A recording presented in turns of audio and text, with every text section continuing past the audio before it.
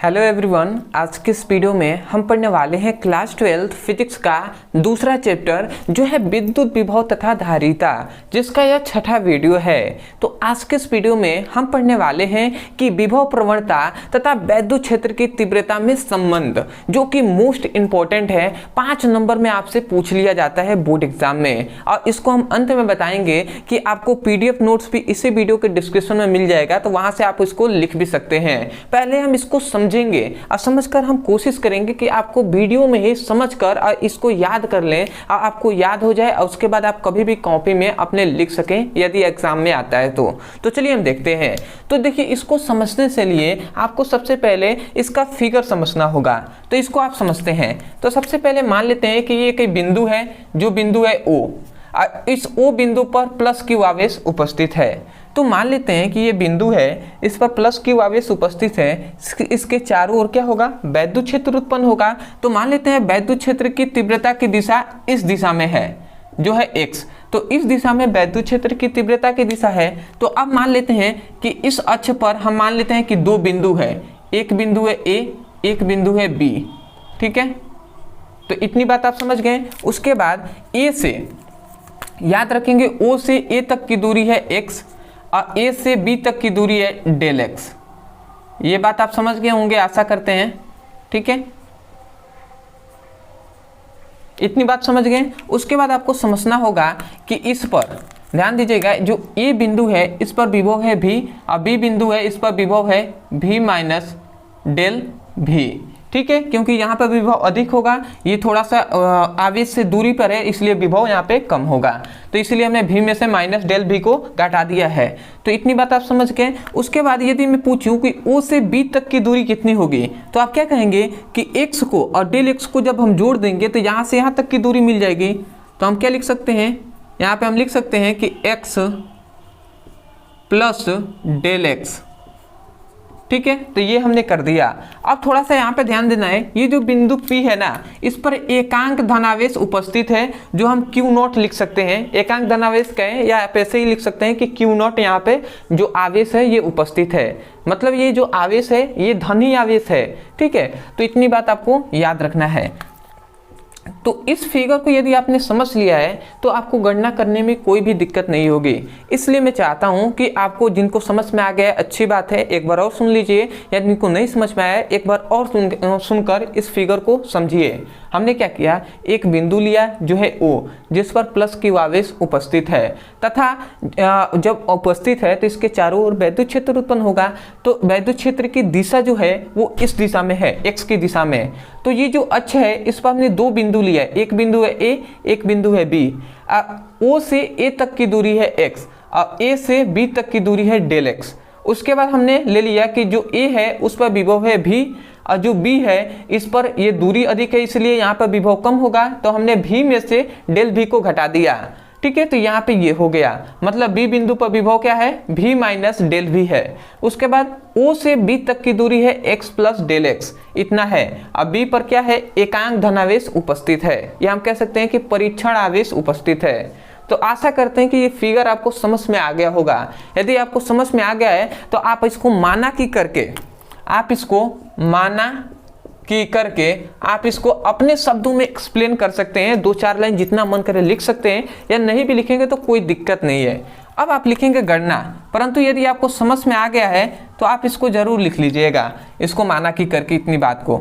अब देखिए, सबसे पहले हम गणना करेंगे कि जो एकांक धनावेश है इस पर हम गणना करेंगे कि इस पर कितना बल लग रहा है। तो हम लिखेंगे कि Q0 आवेश पर लगने वाला बल, Q0 आवेश पर लगने वाला बल हम करेंगे।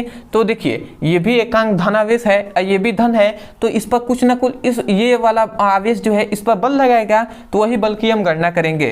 तो यहाँ पर हम जानते हैं कि F इक्वल टू, इस कलर से हम लिखते रहे, तो बल क्या होता है, F हम लिखेंगे। बल जो क्या है, F क्या है, फोर्स है।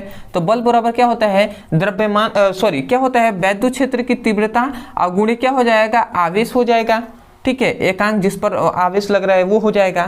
तो ये आप समझ रहे होंगे नहीं समझ रहे होंगे तो देख लीजिए, हमने ये छठा वीडियो है, इसलिए यदि आप पहला चैप्टर का पहला वीडियो पढ़े होंगे तो उसमें हमने वैद्युत क्षेत्र की तीव्रता E हमने बताया था क्या होता है, F/Q0 होता है। ये हमने फॉर्मूले को प्रूफ किया था, वैद्युत क्षेत्र की तीव्रता बराबर बल बटे आवेश, मतलब एकांक आवेश पर लगने वाला जो बल होता है वही वैद्युत क्षेत्र की तीव्रता कहलाता है। अब ये जो Q है ये इधर भाग में है, इधर आएगा तो गुणा कराएगा, तो यहीं से फॉर्मूला मिला है E/Q0 का। तो अब आप समझ गए होंगे, तो यही फॉर्मूले हमने यहाँ पर लगा दिया है, क्योंकि हम जानते हैं कि एकांक आवेश जो आवेश है इस पर लगने वाला जो बल होगा यही होगा। ठीक है, तो ये हमने लिख दिया। इसलिए कहा जाता है कि आपको बेसिक से पढ़ाई करना होगा। यदि आपके पास समय है, ठीक है, तो पूरा 3 महीने में आपको पूरे कोर्स कंप्लीट करा दिया जाएगा। अभी हम इतने कम समय में हमने यहाँ पर अब ये जो चैप्टर है ये कंप्लीट ही होने वाला है, इसके बाद जो धारिता है वो स्टार्ट होगा। तो आप जाकर पीछे से पढ़ सकते हैं, डिस्क्रिप्शन में हम लिंक दे देंगे, तो इसको आप समझ जाइए। तो हमने सबसे पहले गणना कर लिया कि Q0 आवेश पर लगने वाला बल, इसको हमने समीकरण फर्स्ट मान लिया। अब हम गणना करेंगे कि Q0 आवेश को बिंदु B से A तक लाने में किया गया कार्य। तो हम लिखेंगे क्या, Q0 आवेश को बिंदु B से A तक लाने में किया गया कार्य। ठीक है, ये हमने लिख दिया। अब ध्यान दीजिएगा कार्य क्या होगा। तो यहाँ से हम देखिए, यहाँ से यहीं तक ला रहे हैं, डेल x के लिए ला रहे हैं, मतलब कम दूरी के लिए ला रहे हैं। तो यहाँ पे जो क्या हो जाएगा, कार्य हो जाएगा, वो भी क्या हो जाएगा, डेल w हो जाएगा, क्योंकि छोटी दूरी के लिए ला रहे हैं तो ये छोटा कार्य हम लिखेंगे। तो डेल हमने क्या लिख दिया, w, या आप डेल की जगह पर d भी लिख सकते हैं, जहाँ जहाँ डेल है वहाँ पर d। तो कार्य बराबर क्या होता है, बल गुणे विस्थापन होता है। तो हम बल क्या जानते हैं, बल हमने लिख दिया F गुणे विस्थापन। तो विस्थापित कितने से, यहाँ से हम यहाँ तक विस्थापित कर रहे हैं Q0 आवेश को, तो यहाँ से यहाँ तक की दूरी है x, डेल x है, तो हम डेल x यहाँ पर लिख देंगे। अब थोड़ा सा यहाँ पे आपको ध्यान देना है कि हम इस आवेश को यहाँ से यहाँ तक ला रहे हैं, और यहाँ पर भी धनावेश है और ये भी धन है। तो ये वाले आवेश को आवेश को हम इधर लाएंगे, तो ये वाला आवेश जो है इसको प्रतिकर्षित करेगा, कहेगा कि भैया नहीं है, क्योंकि ये भी आवेश धनात्मक है, ये भी धनात्मक है, और जो धनात्मक आवेश होते हैं वो प्रतिकर्षित करते हैं। तो इस प्रकार इसको दूर हटाएगा। तो दूर हटाने के लिए यहाँ पर हम माइनस मान लेते हैं कि माइनस यहाँ पर एक हम माइनस का यहाँ पे मानते हैं। ठीक है, माइनस यहाँ पे चिन्ह हम लगाते हैं। इसका मतलब क्या है कि विपरीत आवेश है, जस्ट इसको हम ला रहे हैं परंतु विपरीत बल लग रहा है, तो ये हमने माइनस लगा दिया। अब यहाँ पे थोड़ा सा ध्यान देंगे, ये हम लिखेंगे डेल W आजकल टू E का मान हम यहाँ से पुटअप करेंगे, तो E इंटू Q0 हो जाएगा, यहाँ पे हमने माइनस लिख दिया, into Q0 into del x लिख देंगे। ठीक है, अब इतनी बात आप समझ गए हैं। अब थोड़ा सा ध्यान देंगे कि यहाँ से हम क्या करेंगे, जो क्या होता है, इस Q को हम क्या करेंगे, इधर लाएंगे। ठीक है, इस Q को हम इधर लाते हैं तो हमें क्या मिलता है, अब इधर क्या बचा, E इंटू डेल एक्स बचा कि नहीं। अब इसके जगह पर हम भी लिख सकते हैं कि नहीं, इसके जगह पर हम डेल भी लिख सकते हैं कि नहीं, ये आपसे मैं पूछ रहा हूँ। और इसको मैं E इंटू डेल एक्स ऐसे लिख दे रहा हूँ। बताइए इसके जगह पर हम इतना लिख सकते हैं, कैसे आप सोच रहे होंगे। तो भैया इतनी बात तो आपको पता होगा कि विभव बराबर क्या होता है, V इक्वल टू W/Q, मतलब विभव का फॉर्मूला आपने पढ़ा होगा। तो V इक्वल टू W/Q मतलब कार्य बटे आवेश होता है।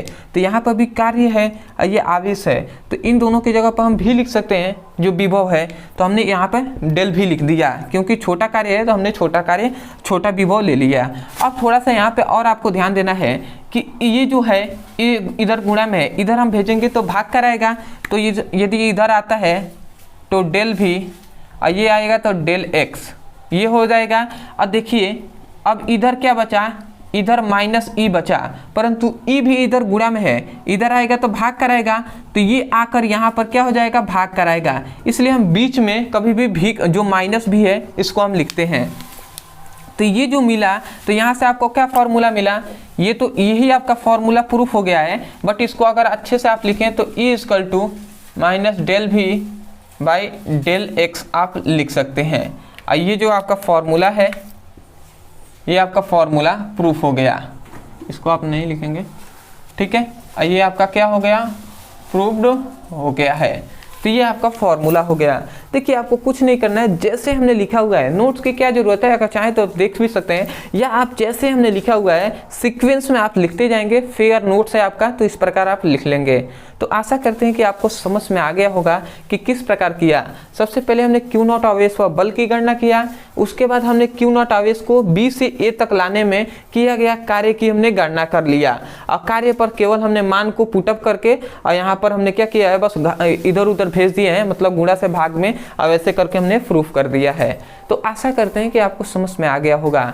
अदरवाइज यदि आपको समझ में आया है तब जाकर आप चैनल को सब्सक्राइब कर लीजिएगा और हमें कमेंट सेक्शन में बताइएगा कि आपको वीडियो कैसा लगा। अदरवाइज नोट्स के लिए नीचे डिस्क्रिप्शन में नोट्स भी दे दिया जाएगा लिंक, वहाँ से आप नोट्स भी ले सकते हैं, और क्लास 12 का भी हम लिंक दे देंगे प्लेलिस्ट का, तो उस लिंक पे क्लिक करके आप चैप्टर वाइज सीक्वेंस में सभी वीडियो मिल जाएंगे वहाँ से, तो उसकी पढ़ाई भी कर सकते हैं। अदरवाइज यदि कोई भी समस्या आती है तो आप हमें जो इंस्टाग्राम है उस पर मैसेज कर सकते हैं, इंस्टाग्राम ID यहाँ पे दिखाई दे रहा होगा, या टेलीग्राम पर भी मैसेज करके आप डायरेक्ट हमसे बात कर सकते हैं, ठीक है। तो चलिए दोस्तों आज के लिए इतना ही, मिलते हैं एक नए टॉपिक के साथ, तब तक के लिए धन्यवाद। जय हिंद, जय भारत।